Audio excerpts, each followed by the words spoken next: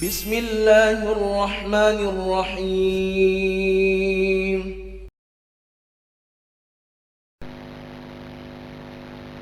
Alhamdulillah.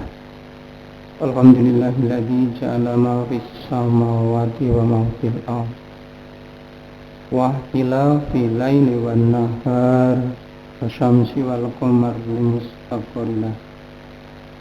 Asyhadu an la ilaha illallah wahdahu la syarikalah wa asyhadu anna Muhammadan abduhu wa rasuluh. Arsalahu bil haqqi basyira wa nadhira.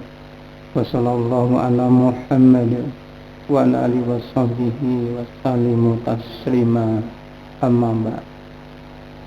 Ya ayyuhal mu'minun, usikum wa iyaya bittaqwallah faqad fazal muttaqun. Wa qala Allah ta'ala fi kitabil karim, a'udzu billahi minasy syaithanir rajim. Ya ayyuhalladzina amanu taqullaha wa qulu qawlan sadida yuslih lakum a'malakum wa yaghfir lakum dunubakum wa may yuti'illaha wa rasulahu faqad faza fawzan azima. Ikhwan bidin jamaah salat Jumat yang dirahmati Allah, sedikit kita memahami makna dari ibadah kurban, bahwa ibadah kurban adalah ibadah rasa syukur kepada Allah atas harta yang dititipkan kepadanya dengan jalan menyembelih hewan ternak. Hadirnya setahun sekali dilakukan pada tanggal 10 Zulhijjah. Usai sholat Idul Adha dilanjutkan pada hari tasyrik, berakhir tanggal 13 Zulhijjah. Ikhwan bidin jamaah dirahmati Allah, apa hukumnya beribadah kurban? Ibadah kurban hukumnya sunnah muakkadah, sunnah yang sangat dipentingkan. Berdasarkan firman Allah, a'udzubillahi minasyaitonir rajim, inna a'tainakal kautsar fasholli lirabbika wanhar. Sungguhnya kami telah memberi nikmat yang banyak, maka dirikanlah salat karena Tuhanmu dan berkurbanlah. Jamaah dirahmati Allah, siapa yang dianjurkan untuk melaksanakan sunnah muakkadah dengan berkurban? Yang dianjurkan adalah keluarga muslim yang pada tanggal 10 Zulhijjah itu punya kemampuan membeli seekor kambing. Ya, sembelih seekor kambing itu untuk dirinya dan juga untuk keluarganya. Jadi ibadah kurban itu bukan individu, tapi ibadah kurban itu adalah atas nama keluarga, kepala keluarga dan seluruh anggota keluarga. Ikhwan bidin jamaah yang dirahmati Allah, Ibnu Majah dalam hadisnya meriwayatkan bahwa Aisyah radhiyallahu anha berkata, Nabi sallallahu alaihi wasallam pernah berkurban dengan seekor kibas untuk dirinya, keluarganya dan umat. Nabi menyembelih seekor kambing itu lalu bersabda, Bismillahirrahmanirrahim. Wahai Tuhan, terimalah ibadah Muhammad, keluarga Muhammad dan umat Muhammad. Jamaah dirahmati Allah, hadis ini Rasul berkorban atas dirinya, keluarganya dan juga umatnya, walaupun dengan seekor kibas. Diberikan penjelasan mengapa Rasul mengatasnamakan umatnya, karena begitu pentingnya ibadah ini, maka bagi umatnya yang sampai meninggal tidak punya kemampuan untuk berkorban, Rasul sudah menanggungnya. Jamaah dirahmati Allah, kemudian apa tujuan berkorban? Tujuan berkorban itu sesuai dengan maknanya. Kurban berasal dari qurba yaqrabu kurbanan. Jadi kurban itu adalah artinya mendekat. Pendekatan diri seorang hamba kepada Allah dengan jalan menyembelih binatang ternak sesuai dengan tuntunan dan syar'i. Ikhwan bidin jamaah dirahmati Allah, Ibnu Abbas mengatakan Nabi sallallahu alaihi wasallam berkurban sepertiga daging untuk diberikan kepada fakir miskin, sepertiganya untuk keluarganya dimasak bersama keluarganya, dan juga untuk tetangganya dan juga orang-orang yang perlu diundang untuk makan bersama, dan sepertiganya adalah untuk saling memberikan hadiah kepada kerabat, kepada saudara dan juga kepada tetangga.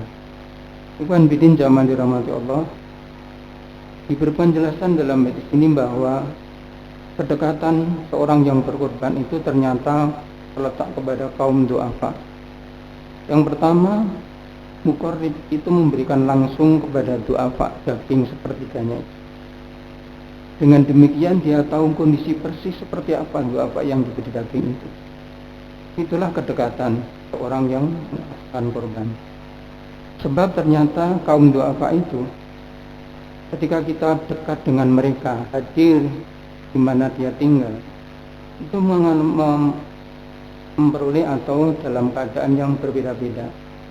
Ada yang miskinnya itu benar-benar miskin, jadi ketika diberi daging pun dia nggak punya biaya untuk beli bumbu, dia tidak punya beras. Kalau hanya diberi daging, maka itu bisa terjadi daging itu dijual demi memperoleh beras, memperoleh bumbu, dan bisa makan untuk keluarga beberapa. Ketika kita hadir di kondisi seperti itu, maka kita tidak akan diam. Kita akan melanjutkan. Kasihan kalau hanya diberi daging, maka kita tambah dengan kebutuhan yang lain. Kemudian dampak dari itu, kalau kedekatan kita kepada orang du'afa, insya Allah Allah memberi hidayah. Tidak hanya kita hadir pada saat korban, tetapi di lain waktu insya Allah kita dihadirkan untuk meringankan bebannya, mengurangi kesulitannya, dan insya Allah membantu problem kehidupannya. Itulah ibadah kurban yang dimaknai dengan dekat. Zaman rahmati Allah, apa keutamaan orang berkurban? Ada 3 hadis yang menjelaskan keutamaan berkurban. Yang pertama adalah ibadah kurban itu ternyata menambah beratnya timbangan di yaumil hisab nanti. Dalam hadis yang diriwayatkan oleh Ibnu Majah dari Aisyah radhiyallahu anha, dia berkata, Nabi sallallahu alaihi wasallam bersabda, "Sembelihlah kurban dan senangkanlah hatimu.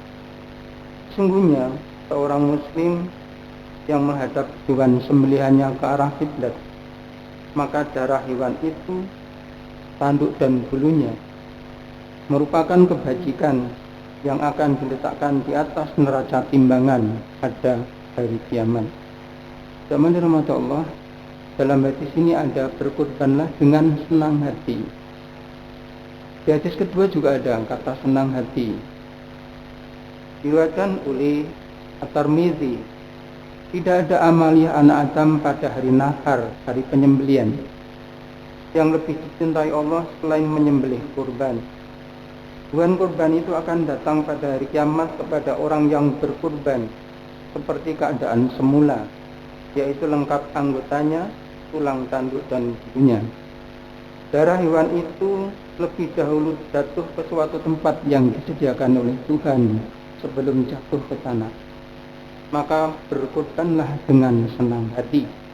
Tuhan bidin zaman dirahmati Allah, beberapa observasi dan juga mengumpulkan pengamatan kecil bahwa saat ini orang-orang yang berkorban itu, satu sisi yang menjadi kekurangannya adalah tidak dekat dengan kaum du'afa, karena tidak menyerahkan langsung daging itu.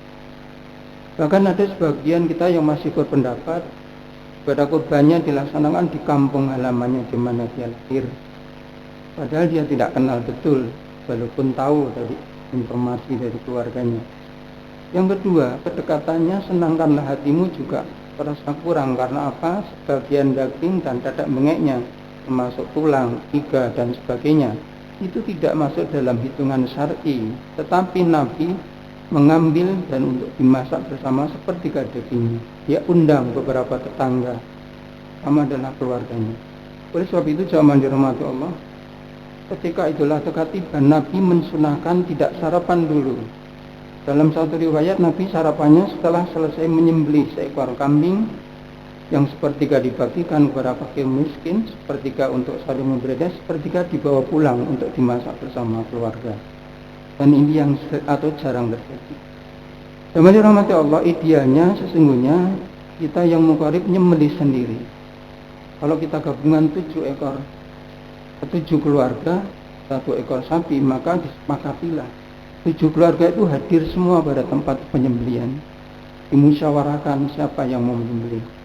Seluruh keluarganya datang, mengelek-elek dagingnya, mengiris-iris, dan seluruh anak, bahkan mungkin cucunya semua hadir.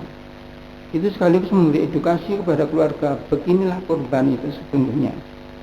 Dia akan menjadi tambah senang hati kalau kita mampu menyembelih sendiri, anak-anak kita dapat pendidikan, keluarga juga ikut guyub rukun. Dan di situ juga ada dipersiapkan untuk bagian dimasak bersama-sama. Jadi selesai hari itu sepertiga dibagikan, diserahkan kepada kurban, kemudian sepertiganya untuk saling memberi hadiah, dan sepertiga untuk makan bersama.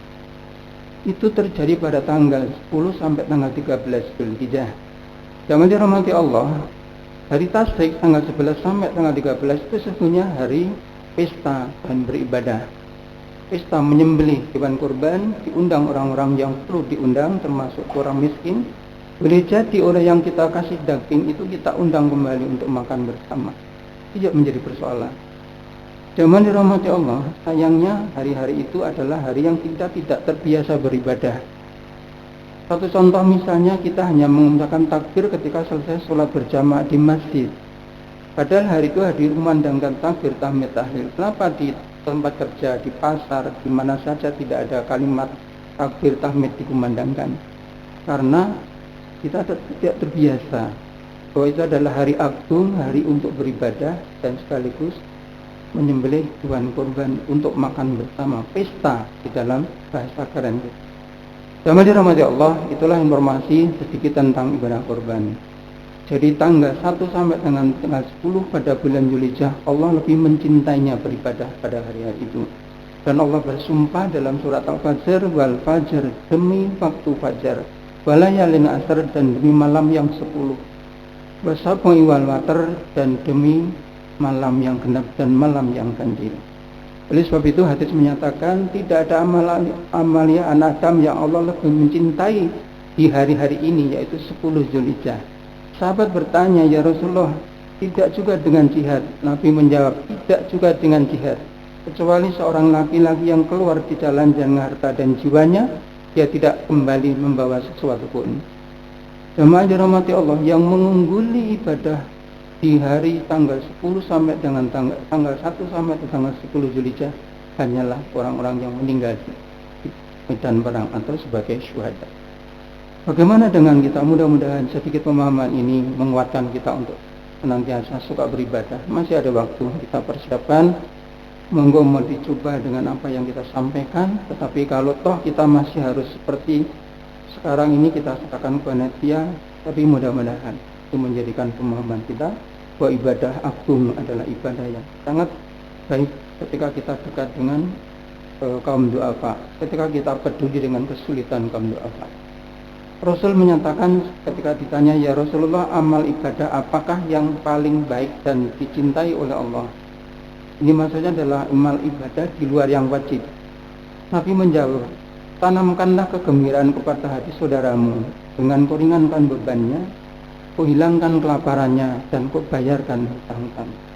Jamaah dirahmati Allah, kita bersyukur kita muslim, Allah membimbing kita untuk menuju kebaikan.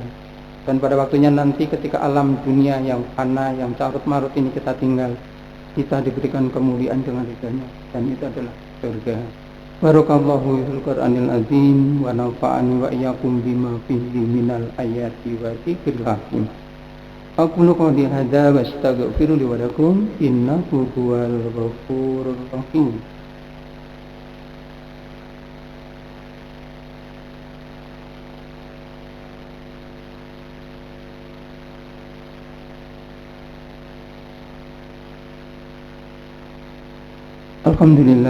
Alhamdulilladzi arsala rasulahu bil huda wa dinil haqq liyudhhira 'ala dini kullihi wa kafa billahi syahida. Asyhadu an la ilaha illallah wahdahu la syarika lah wa asyhadu anna Muhammadan abduhu wa rasuluh. Wa sallallahu ala Muhammad wa ala alihi wa sahbihi wa sallimu taslima bi rahmatika ya arhamar rahimin. Ya ayuhan nas ittaqullaha haqqa tuqatih wa la tamutunna illa wa antum muslimun. Innallaha wa malaikatahu yusholluna 'alan nabi ya ayyuhalladzina amanu shallu 'alaihi wa sallimu taslima. Allahumma shalli wa sallim wa barik 'ala Muhammad wa ala alihi wa sahbihi ajmain warḍum ma'hum bi rahmatika ya arhamar rahimin. Allahumma ighfir lil mu'minina wal mu'minat wal muslimina wal muslimat al ahya'u minhum wal amwat innaka sami'un qaribun mujibud da'wat wa ya qadiyal hajat. Allahumma aslih lana dinina allati wa ismatul amrina wa aslih lana dunyana allati fiha ma'asina wa aslih lana akhiratina allati ilayna madina wa ja'alal hayata ziyadatan lana min kulli khair wa ja'alal mauta rahatan lana min kulli syarr. Allahumma inna a'udzubika min ilmi la yanfa wa min qalbi la yakhsha wa min nafsi la tasba wa min da'watin la yustajabu laha. Allahumma ati nafsi taqwaha wa zakkiha fa anta khairu man zakkaha anta waliyuha wa mawlaha. Rabbana atmim lana nurana faghfir lana innaka ala kulli syai'in qadir. Rabbana inana amana faghfir lana dzunubana wa qina adzabannar. Rabbana atina fid dunya hasanah wa fil akhirati hasanah wa qina adzabannar wa adkhilna jannata ma'al abrar. Ya Aziz ya Ghaffar ya Rabbal alamin. Subhana rabbika rabbil izzati amma yasifun wa salamun alal mursalin walhamdulillahi rabbil alamin. Ibadallah, innallaha ya'murukum bil adli wal ihsan wa ita'i dzil qurba wa yanha 'anil fahsya'i wal munkari wal baghi ya'idukum la'allakum tadhakkarun wallahu ya'lamu ma tasna'un.